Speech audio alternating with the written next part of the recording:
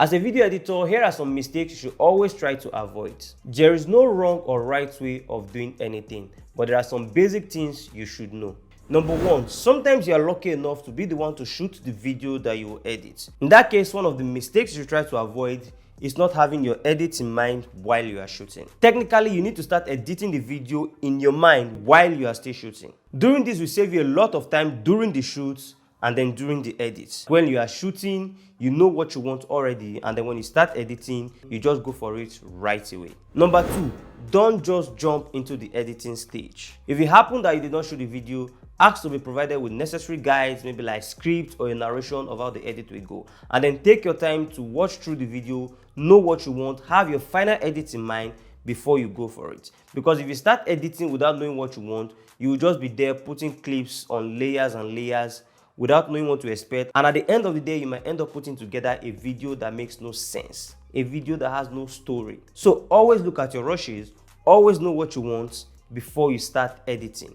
Number three mistakes to avoid: not having an editing process. A lot of beginners editors today will put their rushes on the timeline, start tweaking the audio, start adding sound effects, start doing color grading and all of that. That is not a good way to work. That is not a good habit to have as a video editor.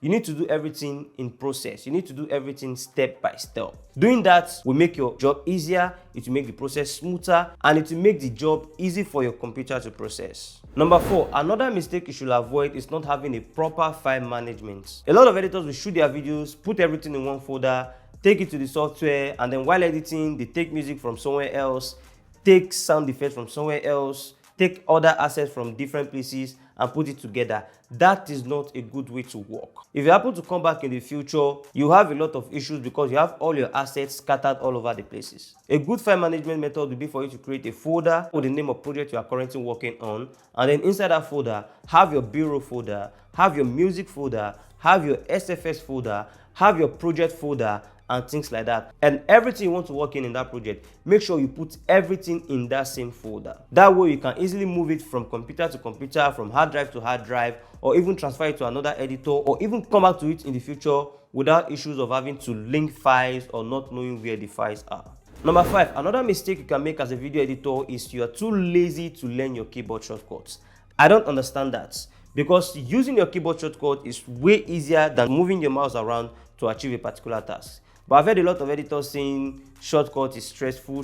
How? Like, I don't understand. And the softwares that make it easier, you can customize your keyboard shortcut and you can even create a layout for yourself. So please, as a video editor, learn how to use your keyboard shortcut. It helps you work faster, it helps you work smoother, and it even helps you enjoy the process while you are working.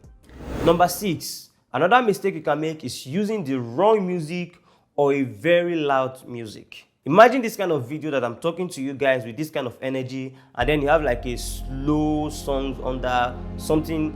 It's just not working. That particular soundtrack is not made for this particular kind of video. Or you put a music and then the music is too loud whereby you can't hear whatever is going on in the video. Such type of edit is wrong. You want to make sure your music level, your music volume is balanced, going smoothly in the background while you can still hear whatever is going on in the video. And also, you want to make sure you choose the right music for the right project. Number seven, another mistake you should avoid is not having backup. And this backup does not only apply to your rushes, your assets, it also applies to your project and your timeline. As a video editor, once you have your rushes, you should try and split it at least into 3 different places. We work with hard drives and computers. Anything can just come up at any time. The hard drive can get corrupted, the computer can start messing up. So it is good for you to have your backup somewhere else so you can always go back to it at any time. The second part, your timeline. You remember I mentioned it is always good to work with process. After laying out your video, you have the story figured out. Save that timeline and then continue. Maybe after adding your music, save that timeline. After adding your bureaus, save all of those processes separately from the master timeline you are working from. Because anything might happen, then instead of you to start editing from the beginning, you just go back to any of those steps and move on from there. Let me just add this one. Once you are done with the edit, you share it with your client and then maybe they make some corrections. Duplicate that timeline and apply the correction. Make sure you save a duplicate of it in case you want to go back to it later on. Number 8. Another mistake you can make as an editor is believing a particular software will make your job better. Yes, there are a lot of editing softwares. Some of them are better than each other in particular areas, but basically they all do the same thing. What matters is your skills. What matters is your creativity. If you know what you want, you have the necessary skills, you can achieve anything. Today, a lot of videos are made on mobile phones, and if no one tells you, you won't even know. So your editing software does not really matter 100%.